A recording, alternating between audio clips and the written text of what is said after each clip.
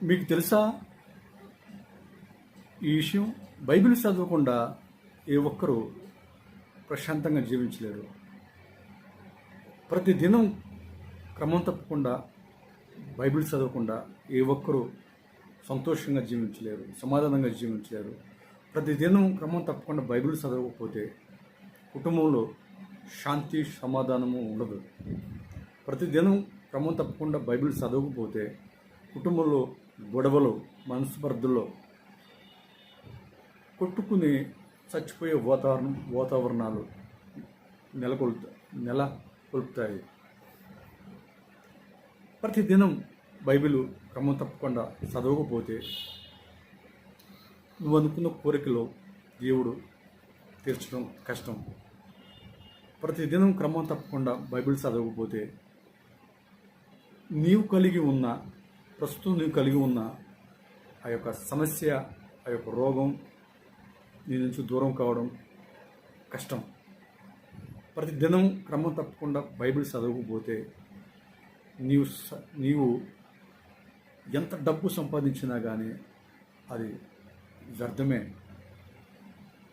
ఏంటండి బైబిల్ చదవకపోవడానికి డబ్బు వ్యర్థం కావడం సంబంధం ఏంటంటే అంటారా? అవును, బైబిల్ దేవుడే బైబిల్, వాక్యమే దేవుడు, వాక్యమే దేవుడు, వాక్యమే బైబిల్, దేవుడే బైబిల్. బైబిల్ చదివితేనే పరిశుద్ధంగా జీవిస్తాము. పరిశుద్ధంగా జీవిస్తేనే మనం చేసే ప్రతి పనిని దేవుడు ఆశీర్వదిస్తాడు. పరిశుద్ధంగా జీవిస్తేనే మనం సంపాదించే సంపాదన వ్యర్థం కాదు.